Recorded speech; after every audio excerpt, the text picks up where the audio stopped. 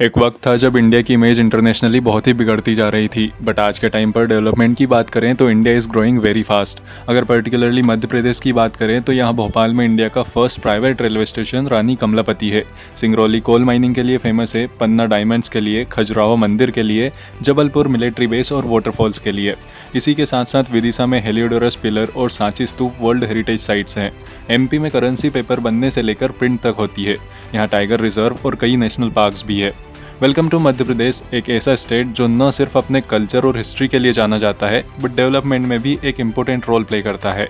MP infrastructure से लेकर education तक, टेक्नोलॉजी से लेकर एग्रीकल्चर और डेयरी प्रोडक्ट जैसे डिफरेंट सेक्टर्स में ग्रो कर रहा है। आज एमपी के कुछ इम्पैक्टफुल डेवलपमेंट प्रोजेक्ट्स और इनिशिएटिव्स के बारे में बात करते हैं। अब इसे समझने के लिए कुछ पॉइंट्स में से डिवाइड कर लेते हैं। फर्स्टली बात करते हैं इंफ्रास्ट्रक्चर की। Road construction, flyovers and modern transportation systems. MP within state ही नहीं बल्कि पूरे भारत के साथ अपनी कनेक्टिविटी को बेहतर बनाने में लगा हुआ है। मेजर हाईवेज और एक्सप्रेसवेज की बात करें तो eastern and western peripheral expressways को काफ़ी इम्प्रूव और एक्सपेंड किया गया है, जिससे ट्रैफिक कंट्रोल और ट्रेड्स इम्प्रूव की जा सके। सेकेंडली बात करते हैं tourism and heritage, wild life sanctuaries. MP ने अपने कल्चर और हिस्ट्री को भी अच्छे से प्रिजर्व किया हुआ है। यहाँ पर आपको खजुराहो, सांची, पंचमढ़ी और फोर्ट्स ऑफ ग्वालियर जैसी कई टूरिस्ट डेस्टिनेशंस देखने को मिल जाएंगी, जो कि स्टेट के टूरिज्म को बढ़ावा देने में काफ़ी हेल्प करती है। एमपी में 11 national parks, 24 wild life sanctuaries, 7 tiger reserves और कई सारे जू हैं। अब अगर बात smart cities and urban development की करें तो मध्य प्रदेश दोनों ही सेक्टर्स में काफ़ी स्पीड से वर्क कर रहा है।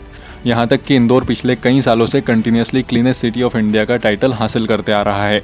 और बात सिर्फ क्लीनलीनेस की ही नहीं बल्कि ये एक विज़न है सिटीज़ को टेक्नोलॉजिकली एडवांस बनाने का। साथ ही सब कुछ प्रॉपर मैनेजमेंट के साथ ऑर्गेनाइज हो, इसका भी खास ध्यान रखना ज़रूरी है, जैसे proper waste management, 24/7 water supply, digital surveillance, solar energy और public wifi. Now moving to agricultural growth and sustainability. Agriculture Madhya Pradesh की इकोनॉमी के लिए एक तरह से बैकबोन है और इसके लिए कई सारी स्कीम्स भी लॉन्च की गई है, बट फिर भी फार्मर्स को इतनी ज़्यादा रिलीफ नहीं मिली है। खैर, गवर्नमेंट इस पर कंटिन्यूसली काम कर रही है, जैसे हाल ही में भावांतर स्कीम गवर्नमेंट ने इनिशिएट की। साथ ही प्रोजेक्ट जैसे ड्रिप इरीगेशन, वाटर मैनेजमेंट पर भी फोकस किया जा रहा है। कुछ सालों में नर्मदा मालवा गंभीर लिंक प्रोजेक्ट का भी काम कंप्लीट हो जाएगा, जिससे किसानों को सिंचाई के लिए पानी मिल सकेगा। साथ ही मिल्क प्रोडक्शन में भी एमपी एक बड़ा रोल प्ले करता है और इसे और ज़्यादा बढ़ावा देने के लिए हाल ही में गवर्नमेंट ने सब्सिडी देने के साथ साथ कुछ स्कीम्स भी लॉन्च की है, जिससे आने वाले समय में एमपी मिल्क प्रोडक्शन और डेयरी प्रोडक्ट्स में नंबर 1 पर आ सके। Next is education and skill development. Higher education के लिए एमपी एक हब बनते जा रहा है।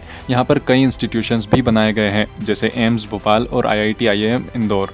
इसके साथ ही गर्ल्स एजुकेशन को भी बढ़ाने के लिए लाडली लक्ष्मी योजना जैसे कई इनिशिएटिव्स चलाए जा रहे हैं। Renewable energy and sustainability.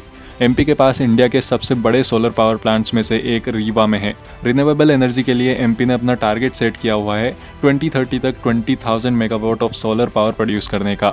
Overall बात करें तो एमपी अब डेवलपमेंट के रास्ते पर अपनी एक अच्छी स्पीड मेंटेन किए हुए है। That's it for the day. Hope आपको वीडियो पसंद आया होगा। जय हिंद।